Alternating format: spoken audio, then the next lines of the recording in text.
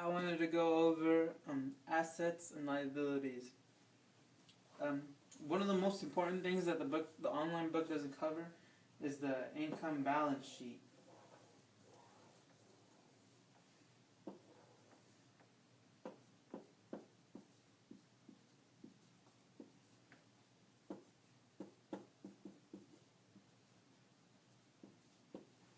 Okay, in this we have income and we have expenses. This is basically cash flow 101. What we'll be discussing is where does the money go once the income is earned, what expenses are being placed, but we're also going to go discussing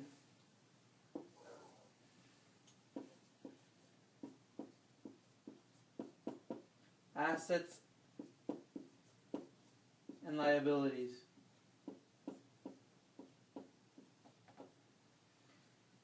With this, we'll be able to track the cash flow. One of the important things that Robert Kiyosaki says is that the cash flow tells the story of a person's financial situation. In other words, how does a poor person spend his money? What do the middle class do with its money? And what do the rich do with their money? In simple definitions, that an asset is anything that puts money in your pocket, and liabilities are anything that takes money out of your pocket. So with this balance sheet, these are assets, these are liabilities, expenses, and income. So with assets, they put money in your pocket. The cash flow starts from right here and ends up in your income. That would be an asset. These are bonds, stocks, and savings accounts, basically. We'll go more into detail of what exactly assets are later. Liabilities are anything that takes money away from your pocket. In other words, they travel through from your expenses and the cash flow ends up going this way. So liabilities go from here and they jump and they continue on with the cash flow. The cash flow is how much money you use and what it is used on until it repeats itself again. So from liabilities, they go to expenses and onward. Expenses, they're bills, they're necessary expenses, gasoline, anything you spend your money on. Income is how you get your money. Assets put money in your pocket. Liabilities take more money away from your pocket. Right now, we're going to cover what exactly is the balance sheet. The balance sheet it tracks where your money is going and how the money is circulated, basically how you spend it, how you earn it, where does it go afterwards. In simple terms, it's called the cash flow. Right now we're going to be discussing each part of the balance sheet. It's a really important thing. I want to simplify it so you could be able to teach it to someone else. Income is basically your paycheck.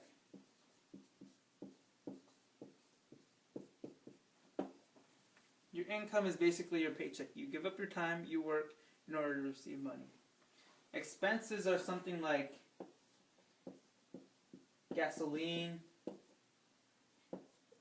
transportation, food,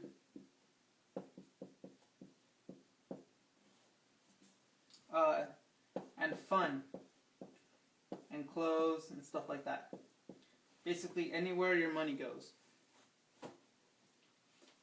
Liabilities are things that are even greater than expenses. It's usually rent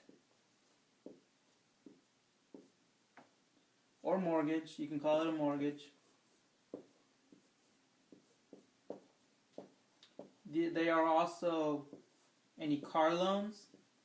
You ask money from the bank to pay off car loans. And they could also be credit card debts.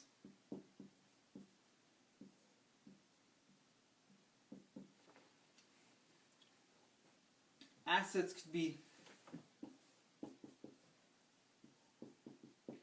stocks, they could be bonds, even a savings account at a bank.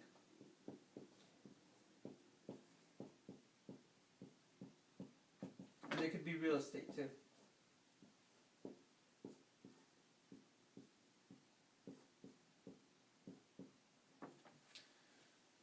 We'll paint a picture of how the cash flow determines where the money goes afterwards. It's important to know what each of these stands for. Income is paycheck. Expenses are your gasoline, your transportation, your clothes, your food, what you do with it, buy video games, something like that, wherever the money goes. Liabilities are things that take a long time to pay off. In other words, the rent, the mortgage to a house, car loans, and credit cards. Those are the most common ones, but they could also be student loans in order to pay through college. They could be anything that takes a long time to pay back. Those are liabilities. Assets are things that put money in your pocket. In other words, stocks could put money in your bonds, could put money in your pockets. Even a savings account is technically putting money in your pocket, but basically any savings account in a bank will only give you a couple cents at the end of the year because their interest rate is so low. But that would be considered an asset. Not a good one, but an asset.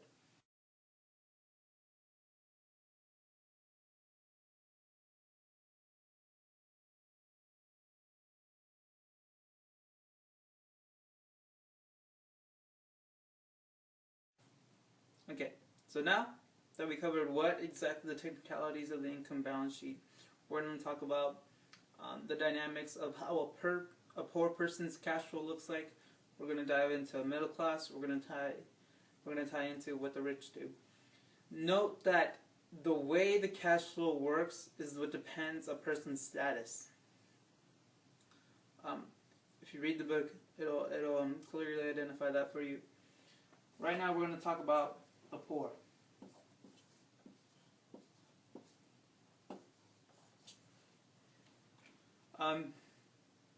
The poor, they basically only work in two areas of the balance sheet. They get an income and they just have expenses. They're too poor to get into liabilities, and they're not educated enough to buy into assets. Normally, it doesn't mean they don't have education. It's just that if they only have an income and expenses, it only limits them right here. We can't even dive into here because they can't afford a car loan. They can't afford anything else because they have such a low paycheck. So with their income, it's just a paycheck. And their expenses, they have to have rent, they have to have food, clothing, and gas, like you could say. Their money travels from their paycheck down to expenses, and this is their cash flow. Then they have to repeat this cycle again in order to do the exact same things. They want to go get their paycheck, they have to pay the rent, the food, their clothing, and their gas. And then they have to go back to work again. Now, that's the poor. Only income and expenses. Now we're going to talk about the middle class. I figure that most of you are in the middle class, but none of you should be offended by what I say. We're just demonstrating the use of where the cash flow goes. So with the middle class, they use most of this except for the asset column. The asset column is empty. They have more liabilities than assets. In other words, more money is leaving their pocket than it is entering.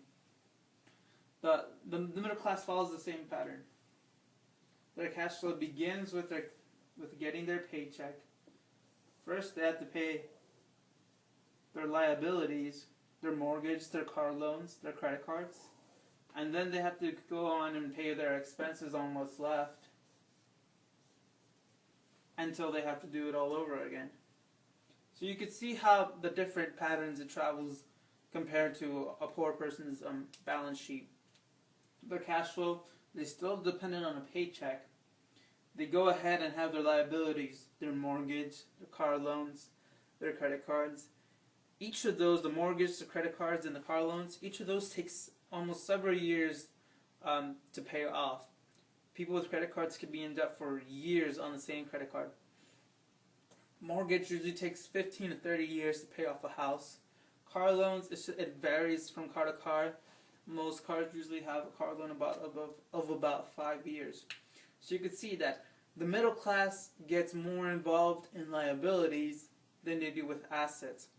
But why? Because our schools don't highlight financial education. They highlight academic and professional education. You could still have a really good high-paying job and be involved in a lot more assets, or in a lot more liabilities, excuse me. You can be involved in a lot more liabilities even though you have so much money. It's still going into these higher liabilities. $250,000 house, $25,000 car, and $3,000 in debt with a credit card. So you can see, even though you're making a lot more money, it still doesn't solve the problem. You need to have a financial intelligence to solve your financial problems. So they go from income to liabilities to expenses. And that would be the middle class. Okay, now we're going to go into how the rich portray their cash flow. The rich still have their own expenses, they still have their own liabilities, they still have their own income. The most different thing about them is that they have a higher asset column. What the rich do that the poor and middle class don't is that they increase their asset column. Instead of filling their liabilities column with more liabilities, with more things to pay off, their income mostly goes into having a solid asset foundation. And so they invest into stocks, they have bonds, and they have real estate, just like Robert Kiyosaki does.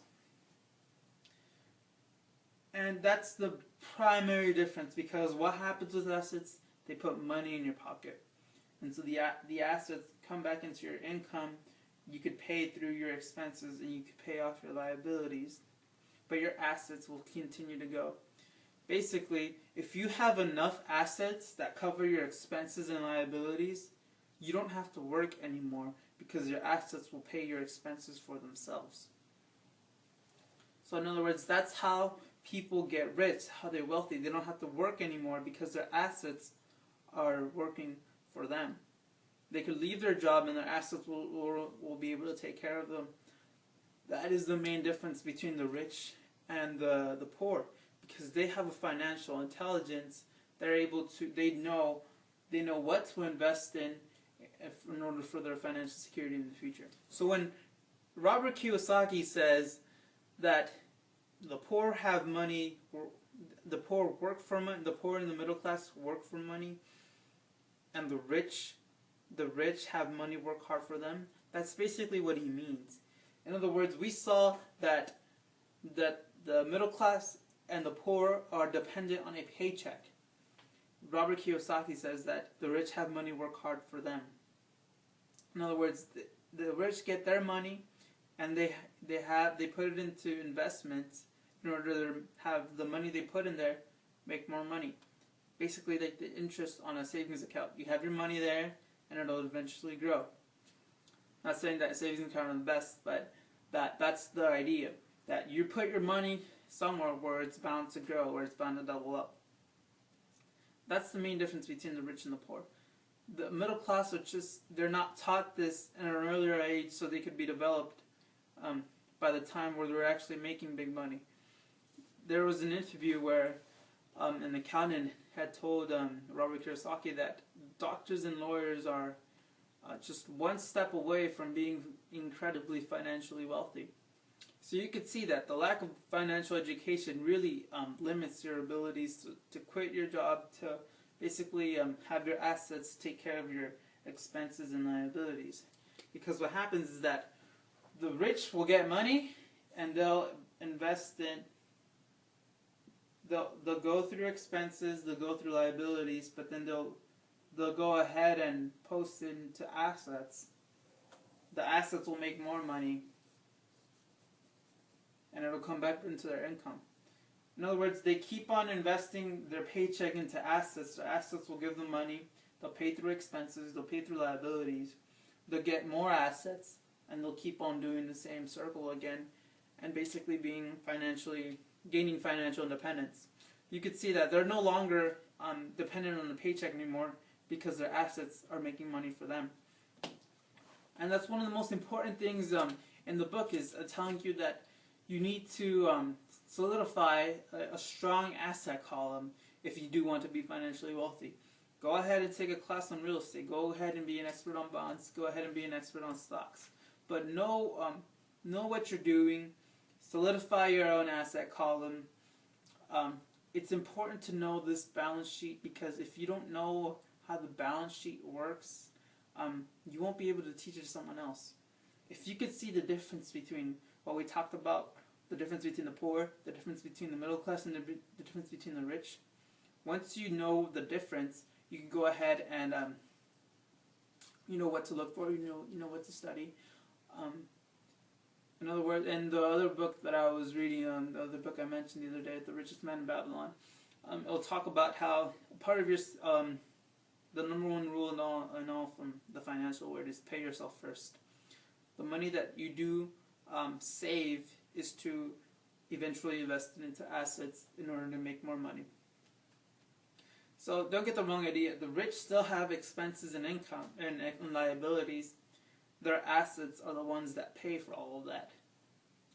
I'm not saying don't get a job. I'm saying with your job, be able to build an asset column to pay for whatever you want. You need to make sure that the money that you get from your assets is greater than everything that you get. In other words, if my total expenses are $1,000, my asset column needs to be greater than. Your assets need to be greater than $1,000 in order to get by. And note that you may still be working a job. In other words, you could get more assets in order to cover your expenses more, in order so you could do more. And that's just one way the rich do it. In order to gain financial freedom, in order to start accumulating wealth, is through solidifying an asset column. You can call it a business, you can call it real estate, anything else. It's just that this is the path, this is the difference between the rich, the poor, and the middle class.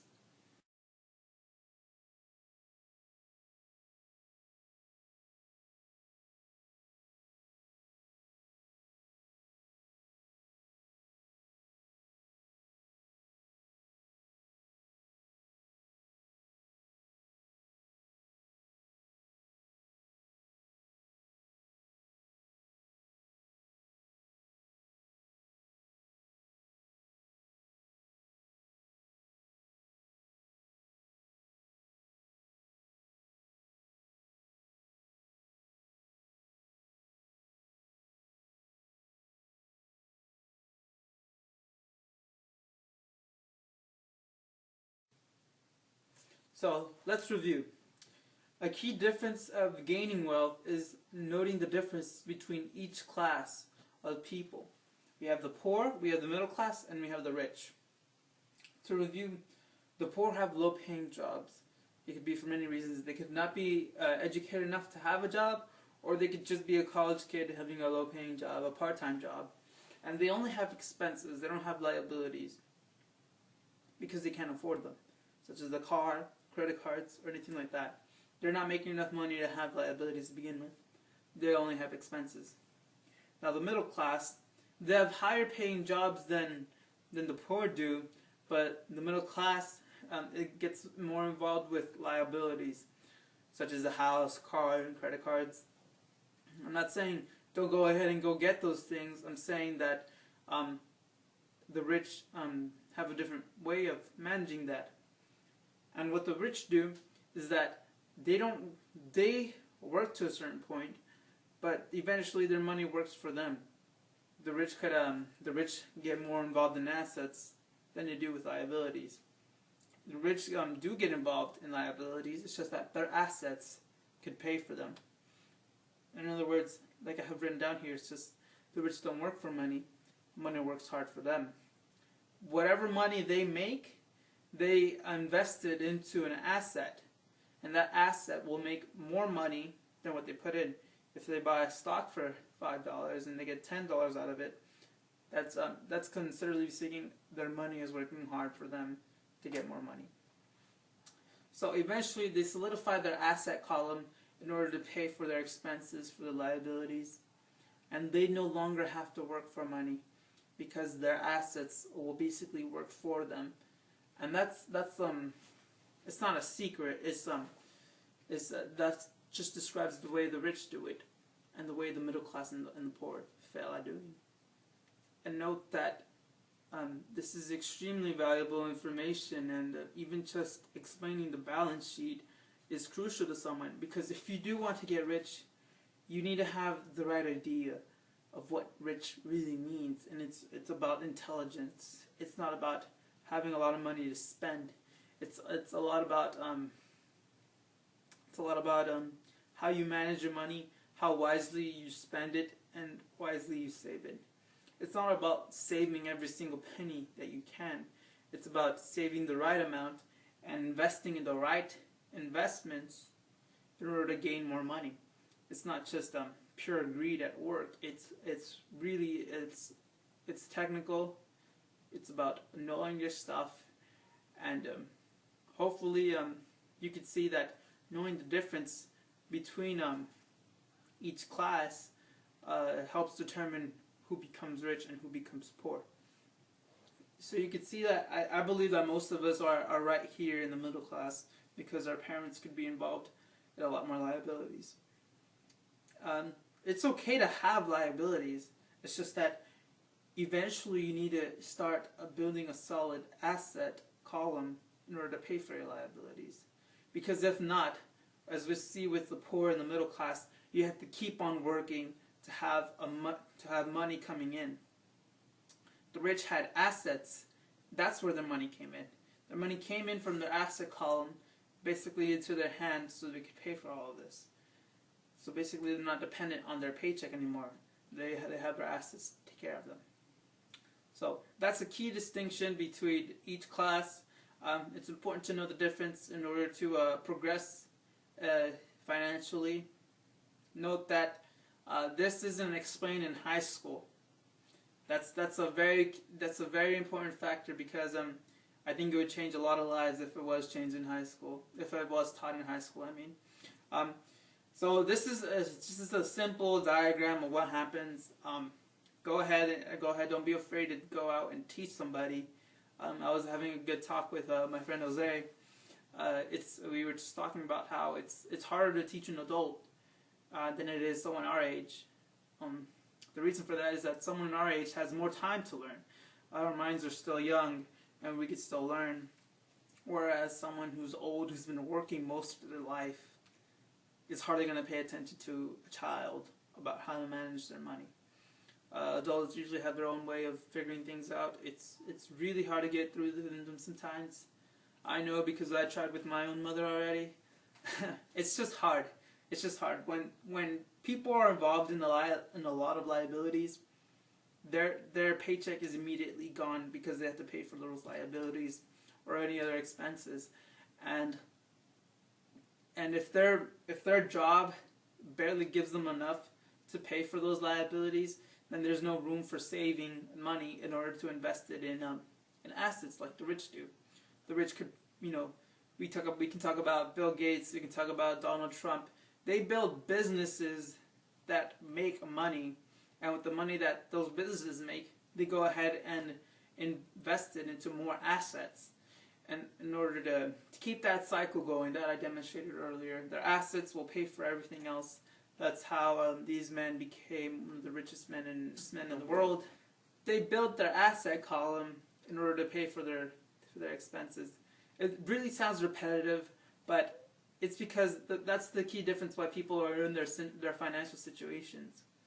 People want to tax the rich because they have more money, when the rich, they worked hard for a while, but their hard work paid off, and now they don't have to work for money anymore. And people get mad because of that. It's it's a really complicated issue. I hope that maybe someday you'll be able to share this information with a friend. Note that not everyone will pay attention to you.